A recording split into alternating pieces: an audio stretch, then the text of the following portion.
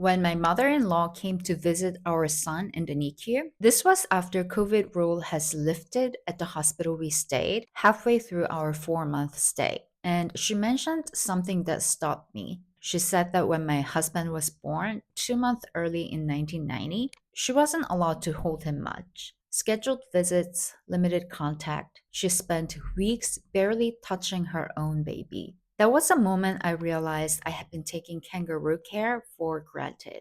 Hi, this is Never Too Early. Today, I want to talk about kangaroo care and about something that doesn't get talked about enough, connecting with a NICU baby and the complex feelings that come with it because it's a very different path from having a full term baby.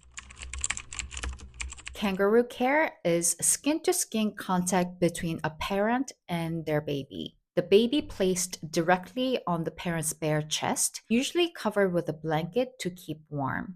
It sounds simple. In the NICU, it is anything but. Getting a premature baby out of an incubator for kangaroo requires a nurse, sometimes two. The baby is lifted carefully, placed on your chest, and the whole system of cables moves with them. You sit very still, you breathe slowly, and finally, you can enjoy rare quiet moments in the NICU alone with your baby. The benefits are well documented. Skin to skin contact stabilizes the baby's heart rate, breathing, and temperature. It supports brain development, immune function, and weight gain. Also, it stimulates the mother's milk production. And it is, for the most of the NICU stay, the primary way a parent can be physically close to their baby.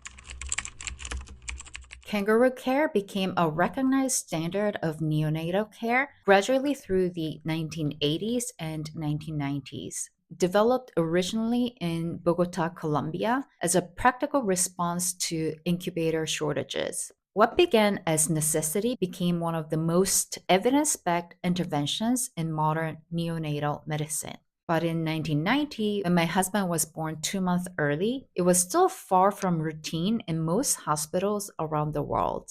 My mother in law's experience of limited contact and scheduled visits was simply the standard of the time.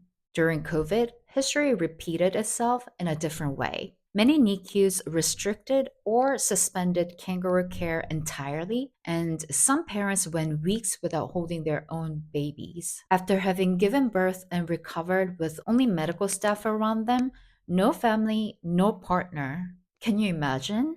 Anyhow, even with kangaroo care being the standard practice at the NICU nowadays, it still brings its own complexity to the experience and to the emotions of the NICU parents living it. Here's the thing nobody tells you before you become a NICU parent. Connecting with your baby in the NICU is hard, really hard.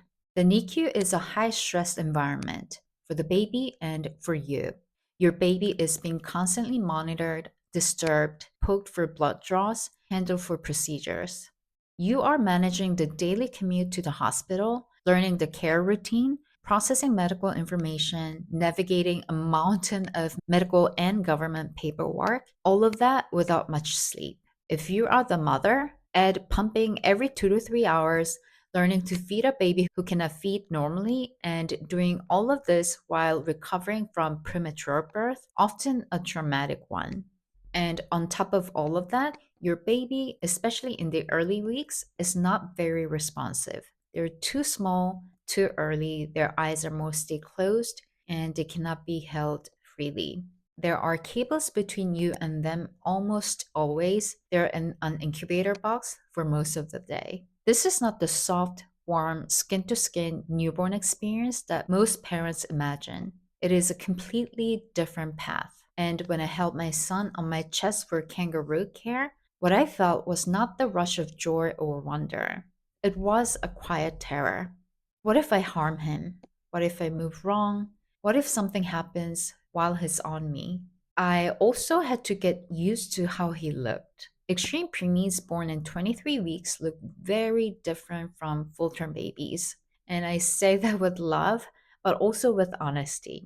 How fragile and foreign my baby looked was its own shock.